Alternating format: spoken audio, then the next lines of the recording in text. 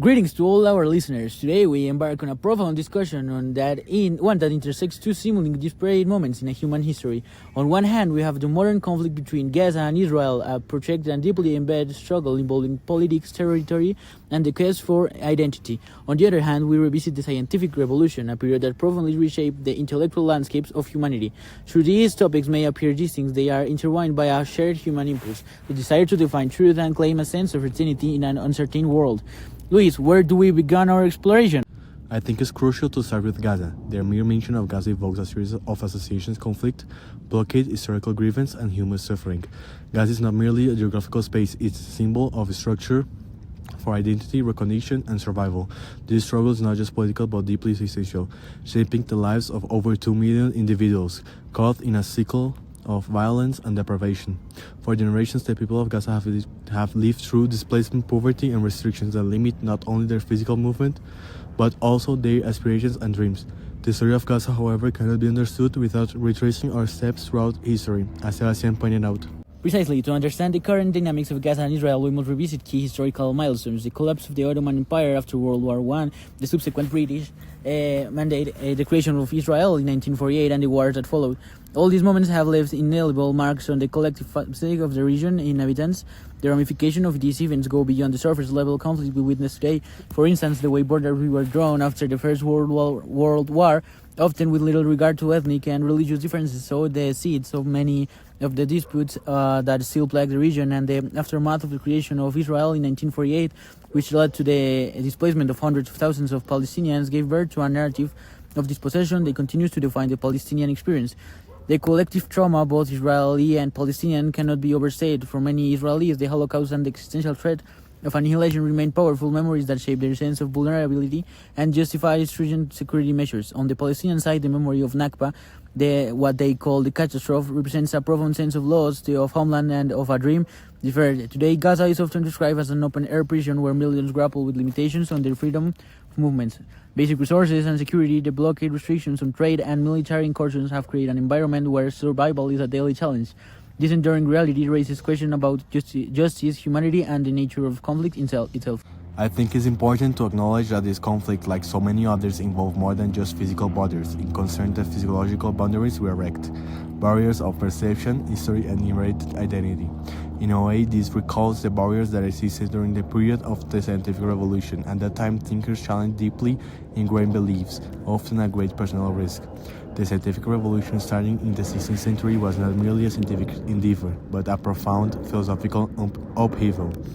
Consider Galileo Galilei, who dared to assert the Earth was not the authority as a long-standing tradition. His work was emblematic of the broader shift in human consciousness.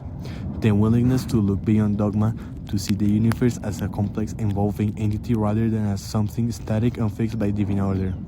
Similarly, in Gaza and Israel, challenging narrative of entitlement and historical justice requires courage not unlike that of Galileo.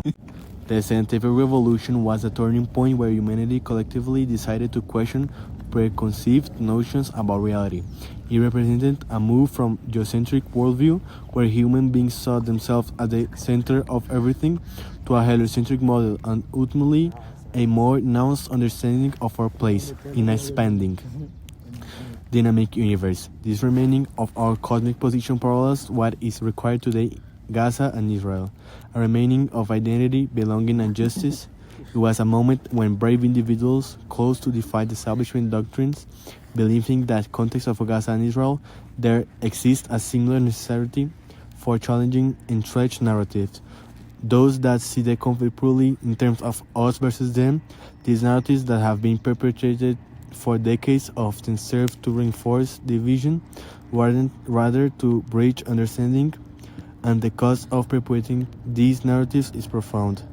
The loss of human potentials lived in fear, and the inability to imagine a different future. The essence of the scientific revolution was challenged to orthodoxy. Figures like Copernicus, Galileo, and later Newton redefined humanity's understanding of the cosmos.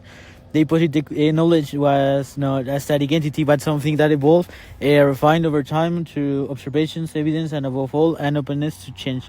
The philosophical shift from accepting dogma to questioning everything provided a framework that could potentially serve the people of Gaza and Israel today. The scientific revolution showed us That knowledge must evolve, that our understanding of truth can only grow when we question the existence narrative and when we are willing to consider evidence that challenge our belief. This is precisely what is needed now in the context of Israeli-Palestinian conflicts.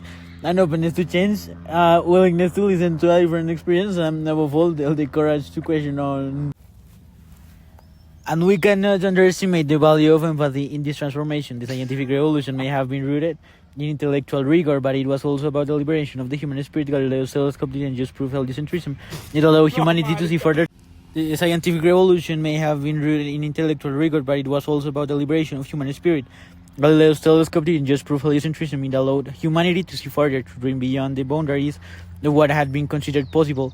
The idea that we are all capable of greater understanding if we dare to see beyond conventional wisdom has profound implications for the Israeli-Palestinian conflict. Progress will require both sides to move beyond the reactive narrative, those that may have shaped by trauma, historical grievance, and the ever-present sense of existential threat. It will require each side to genuinely perceive the other not as an adversary but a partner in the quest for a sustainable peace. Empathy is a bridge, to cross the barriers of fear and misunderstanding, and to see, even if for a moment, the humanity in the earth. As we draw to a close, I want us all to reflect on what this means for us as observers of this conflict. The lessons of the scientific revolution are profound. They remind us that the pursuit of truth and understanding is not linear, nor is it devoid of setbacks. It requires individuals with courage, the willingness to think differently, and the ability to recognize the humanity of others. When even doing so seems impossible, the revolution in human thought that Galileo, Copernicus, and Newton's spearheaded was not without sacrifice, nor without fierce resistance. Similarly, those who work for peace in Gaza and Israel will face obstacles, setbacks, and resistance, but the pursuit is worth it. Until next time, everyone, stay open-minded and stay curious. The world changes when we change how we think about it. Farewell, and may we continue to seek understanding in all forms. Remember, evolution starts with questions and progress begins with empathy. See you next time.